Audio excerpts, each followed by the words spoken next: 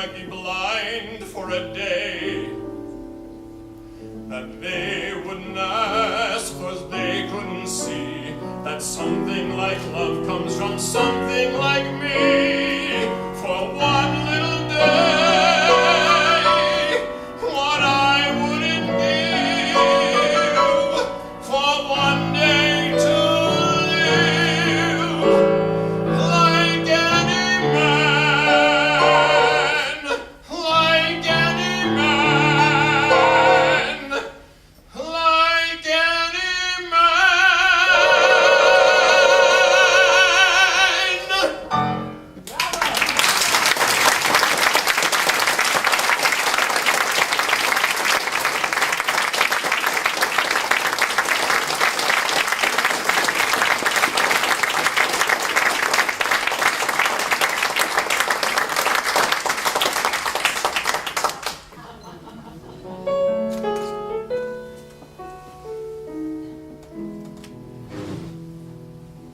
Every time I hear the sled bells, every time I see the snow,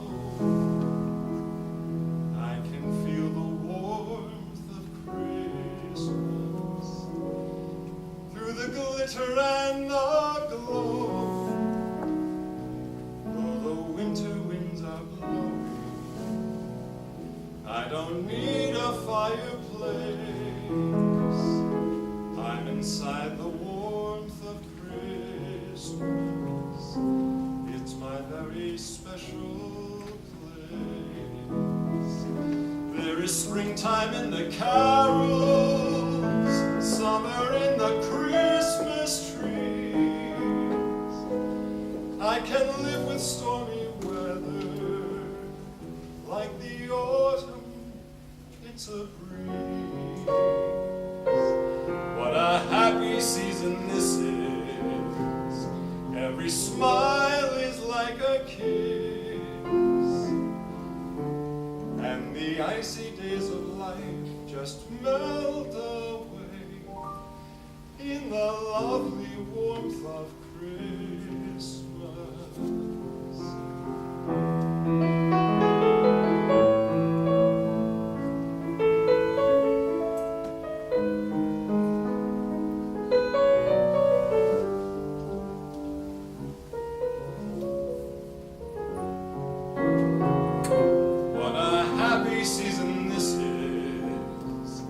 Every smile is like a kiss, and the icy days of life just melt away in the lovely warmth of Christmas.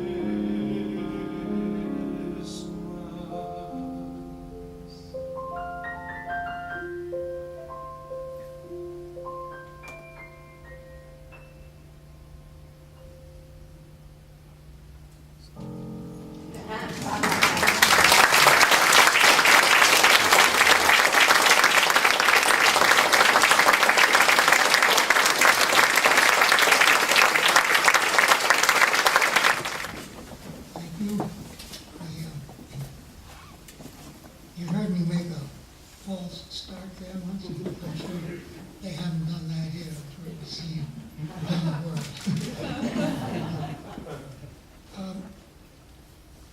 I want to just say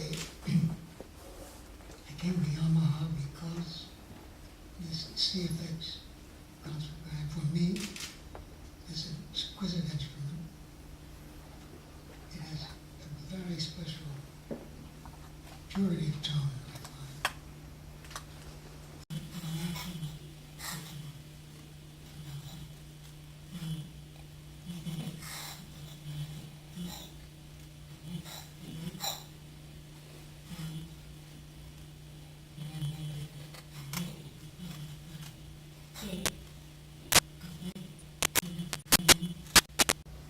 And I guess I want to finish by thank Bob, thank you.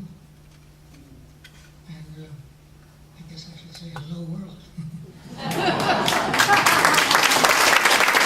With Byron Janis. Hi, how are you? I'm well, thank you. You have made my body alive. I want to thank you. Thank you very much. Wow, you play so beautifully. I have to say, if I had to say something, I'd say you know how to make love to a piano. Is that okay? Well, you know, that's just about what it is. It is making love to the piano, and you got to, but real love. You got to feel it. You know, real love is different from just. There's so many kinds of love, aren't there? But this is a beautiful piano. Actually, this Yamaha instrument, it's lovely. It really is, and that's why I came here. The other aspects, the technical, the new technology is incredible, of course. I grew up, my mother was a concert pianist, but a librarian, but she played the piano. I never let her stop, and I played the piano. You do? So you're for whatever it's worth, but I forget. I have a good feeling. I'm a saxophone player, but I'm not technical. But why I say that only is because in the way that you play, in the sensitivity. Tell me a little bit about you. How'd you get to be so sensitive as a man? I think we're born with certain qualities, characteristics. I mean, children, as you know, at 5, 6, 7, they play chess and play it very well. We're born with certain abilities. I think what you call my sensitivity has always been there since a child. I remember very much so, and I remember reading about Chopin and his illness, and I remember crying and feeling something so strongly about him, and anyway. Who put the piano in front of you? Or did you put yourself in front of the piano? I was given a xylophone as a Christmas present when I was 4 years old. Took it to school and managed to play what the teacher was playing on the piano on the xylophone, the melody. And she said, "Can you do that on the piano?" And I said, "I don't know." So she put me up on the piano, and of course I played the same thing by ear. So the next thing I knew, they were in my house and telling my mother I must study an instrument. We had a little piano, so I started piano. That's how. And where did you grow up? I was born really near Pittsburgh, I lived in Pittsburgh until I was 8, Pennsylvania. And I came here because Joseph Levine was a very great pianist, and his wife heard me play, and he wanted me to work with them. So when I was 8 years old, I had the great, great honor of working with such a great pianist and his wife. And then I came here and I studied with Del Marcus and then with Horowitz. I was, his first student. Are you ever too old to play the piano, to learn how to play the piano? No.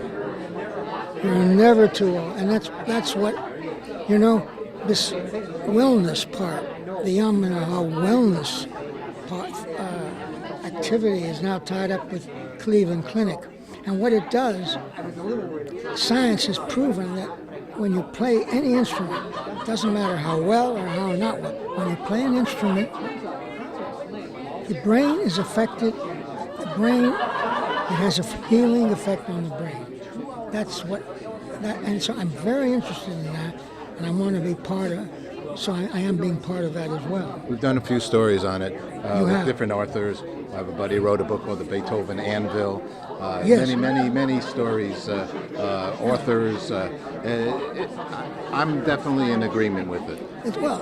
You can see it with a PET scan. Sure, exactly. So, things that are unknown, people are frightened of the unknown. It's the unknown that makes progress, It's silly to me because I've had a lot of experiences in that area. I wrote a book about it. And, so many people say, "Oh, that's impossible."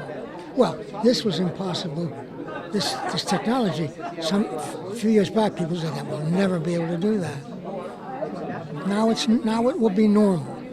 It is very normal. Yeah. Well, a lot of people want to say hello to you, and I don't want to hold up your time.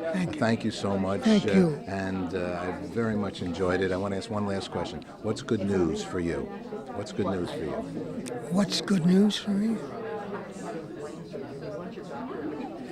Well, it's what can I say? I wish Well, that's when I hear good news about people getting along, people of different races, colors, anything. That's good news for me because it's so silly what's going on in the world today. It's sad. So good news would be when I hear that, and it does happen. We do hear things that are wonderful. People who help people who try to get rid of all these bigotries, things, and whatever. So that would be good news for me, I guess. Thank you so much. Thank Beautiful. you. Thank you. Hi, I'm here with Maria Cooper Janis. Hi, how are you? Hello, how are you? Nice to meet you. Boy, your husband has just given me a beautiful, beautiful evening, and I'm sure he gives you many playing this piano. Yeah, well, I am very, very blessed to hear beautiful music from morning till night. I think it's one can never get enough of it, and I just don't. It's hard for me to do anything else because I'm drawn to just listen, and there are things that I need to concentrate on and sort of tune it out, and it's hard for me to do that. Are you a musician? No, I'm not. Well, I took piano lessons, but my teacher would roll over if he knew that I was married to Byron. I was not gifted. Let's put it that way. But I love music. I love music. And obviously, you were very gifted, and Byron and you too. Have you been married for some years? Been married for 46 years. 46 years? Yeah. Yes. Yeah.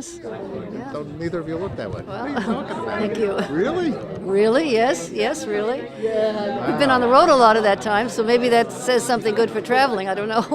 Well, it says something for love. You're right. Yes. It's I think love and respect, and a big dose of humor in handling the travails of every day. I think that keeps you on track. How could you love a musician? They're all over the place, aren't they? All over the place. Well, see, I'm all over the place too, so